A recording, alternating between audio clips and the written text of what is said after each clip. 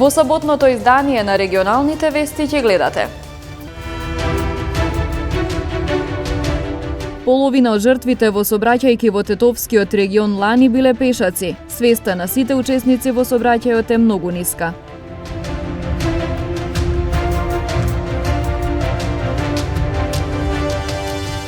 Зголемувањето на минималната плата и замрзнувањето на цените според председателот на синдикатот на УПОС нема многу да им помогне на граѓаните.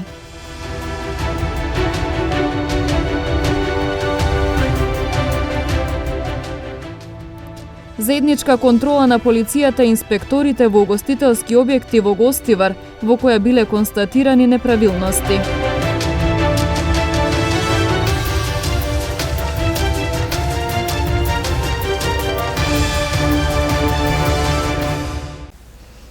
Половина од жртвите во сообраќајки во Тетовскиот регион лани биле пешаци. Свеста на сите учесници во сообраќајот е многу ниска. На тоа се надоврзува и недостатокот на инфраструктура, необележани пешачки премини, зголемен интензитет на сообраќај и така натаму. 4 пешаци загинале на патиштата во Тетовско минатата година, што е половина од вкупниот број жртви во случајните сообраќајни несреќи. 86 пак биле лесно, односно тешко повредени. Полициската статистика покажува дека од 2019 до 2022 10 загинале, а вкупно како учесници во сообраќајки биле 302 пешаци. И возачите, но и пешаците не ги почитуваат правилата во сообраќајот. Едните не ги пропуштаат на пешачки премин, другите се движат и преминуваат улица каде сакаат. Свеста кај граѓаните е многу ниска, вели командирот на сообраќајната полиција Зоран Чоталев. Половина од жртвите во изминатата година се учесници пешаци во сообраќајот. Истите поминувале вон обележен пешачки премин, се движеле по коловоз наместо на патека и така натаму. Статистиката кажува дека овие прекршоци за разлика од изминатите години веќе ни доведуваат до една безбедносна, влошена безбедносна состојба од причина што како категорија на учесници се најзагрозени. Во сообраќајот имаат обврска сите учесници. И возачите према пешаците, а и самите пешаци. Возачите, да внимаваат на пешаците како се движат, како се приближуваат, да ја намалат брзината пред присегнување на раскрсница пред пешачки премин, да го следат нивното поведение, а и пешаците да ги користат тие премини, да внимаваат дали се возилото ќе застане, дали нема да застане и така натаму. Се со цел да се избегне последици. Во првите 2 месеца од годинава полициските службеници санкционирале 64 возачи кои не пропуштиле пешаци, а биле изготвени 77 налози за пешаци кои направиле прекршок.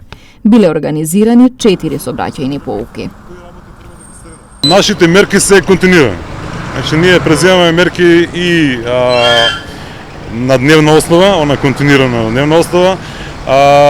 Спроведуваме акцијски контроли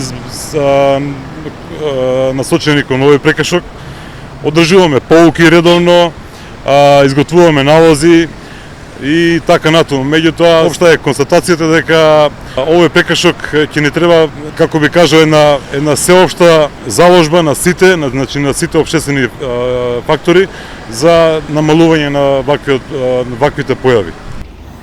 Талев потенцира дека за влошување на безбедноста придонесува изголемениот интензитет на сообраќај и недостатокот на инфраструктура, односно, на места нема обележани пешачки премини и поставените знаци се високи. Тука се и другите фактори, например правните лица задолжени за одржување на патиштата. Имаме необележени раскрсници, имаме несоодветно поставени знаци. Се чини дека немаат еден континуиран пристап кон обновување на таа сигнализација. Некако како да чекаат ние да ги подсетиме за нивните обврски. Од општината пак до завршувањето на прилогот не добивме одговор што преземаат по ова прашање. Камион излета од автопатот Гостивар Тетово и заврши во дворот на полициската станица за безбедност на патниот сообраќај. Во несреќата возачот се здобил со повреди, пошто е префрлен во Тетовската клиничка болница. Попладне во камион излета од коловозната лента на автопатот Гостивар-Тетово. Ја скрши заштитната ограда и заврши во дворот од полициската станица за безбедност во патниот сообраќај Тетово. Според првичните информации од тетовската пожарна, возачот е повреден. Моравме да интервенираме и да го извадиме возачот од кабината на камионот кој беше повреден и однесен во тетовската клиничка болница, информираше Авни Амети, командир на тетовската пожарна. Увид на местото на несреќата извршила екипа од секторот за внатрешни работи Тетово. Инаку камионот имал регистарски ознаки од Црна Гора. Зголемувањето на минималната плата и замрзнувањето на цените на основните производи, според председателот на синдикатот на УПОС, нема многу да им помогне на граѓаните. И смета дека овие мерки требало да се донесат многу порано. Во Законот за минимална плата имаме два критериуми по кои се предвидува, односно порастот на минималната плата секоја година од минатата година. Тоа се порастот на трошоците на живот и порастот на просечната плата. Токму поради големата инфлација што имавме ние во 2022 година, имаме толку голем пораст, ако можем да кажам, од 12,55% на минималната плата, и тоа се должи, па како што кажат, на инфлацијата. Дали ќе има некаква помош тоа на граѓаните, на вработените во државата, мислам дека апсолутно никаква, бидејќи ние од лани до сега имавме инфлација огромна, иако Државниот завод за статистика ви вели дека е само 14%, сите сме сведоци дека цените во маркетите на основните производи за живот се зголемија не само за 14, туку на одредени производи над 100%. Така да доплата, односно согласување на минимална плата во износ од 2107 денари, апсолутно нема да помогне на никој во државата, имајќи во предвид минималната кошничка која го предвидува, односно пресметува ССМ секој месец, а која моментално изнесува околу 50 и нешто илјади денари. Што значи дека 2,5 минимални плати ќе бидат доволни за да се прехрани едно четврточно семејство без автомобил, како што се оние параметри по кои што се пресметува минималната плата од страна на ССМ. Ние баравме замрзнување на цени уште минатата година кога беа почетоците на инфлацијата. Дозволивме лебот, прашното, зејтинот, млекото да пораснат на 120%, па сега ги враќаме на цена не на од 2021 година кога инфлацијата беше на зачеток или ја немаше, ја враќаме на цена од септември месец кога веќе инфлацијата ги изеде цените. Каснеме со мерката, требаше да се предвиди порано, требаше да се замрзнат цените како што го направија скоро сите земји во околината, и Албанија, и Србија, и Босна, и Косово дури. Меѓутоа ние сега решивме дека ќе заштитат граѓаните нешто со купување на шпагети, леп, млеко и млечни производи ќе биде 90 денари во текот на месец до 200 денари, да не претеруваме. Меѓутоа тоа кога ќе ги видите другите цени во маркетите, дали тоа месо, дали тоа овошје, дали тоа зеленчук, нема да има никакво облажување според нас на животните трошоци. Според податоците од Институтот за јавно здравје, во текот на 10-тата недела од годинава на национално ниво се пријавени 462 случаи на заболени од грип. Најголем број од случаите во овој период се регистрирани во Дебар и во Охрид, а во однос на возраста. Највисока инциденца има кај возрастната група до 4 години. Во текот на 10-тата недела од 2023 година, поточно од 6 до 12 март, во нашата земја се пријавени 462 случаи на групни пријави за заболени од грип, заболувања слични на грип, или за 30,7% помалку во споредба со неделата претходно. Во однос на возрастната дистрибуција, 290 лица се на возраст од 15 до 64 години, 65 се деца на возраст од 5 до 14 години, додека највисока инциденца се регистрира кај возрастната група од 0 до 4 години. Од заболените, најголем број се регистрирани во Дебар, 76, Охрид 60, а во останатите центри за јавно здравје или подрачни единици бројот на пријавени е помал од 50. Во сезоната 2022-2023 пак, вкупниот број на случаи на грип или заболувања слични на грип изнесува 9324. Во споредба со истиот период од минатата сезона, бројот на пријавени случаи е зголемен за 2,5 пати, а во однос на моделот од последните 12 сезони се регистрира намалување од 53,7%. Кумулативно заболените се пријавени од 30 центри за јавно здравје или подрачни подрачни единици. Најголем број на заболени лица се пријавени од Струмица, Гостивар и Битола, а највисока кумулативна инциденца е регистрирана на територијата на Дебар. Во досегашниот тек на сезоната регистрирани се 4 починати лица асоцирани со грип, 3 од Скопје и 1 од Штип. 3 лица се од возрастната група од 15 до 64 години, а едно на возраст над 65 години, со регистрирани коморбидитети, хоспитализирани и невакцинирани со вакцина против сезонски грип. Лекарите повторно потсетуваат дека вакцинацијата против сезонски грип е најефикасна заштита од ова заболување.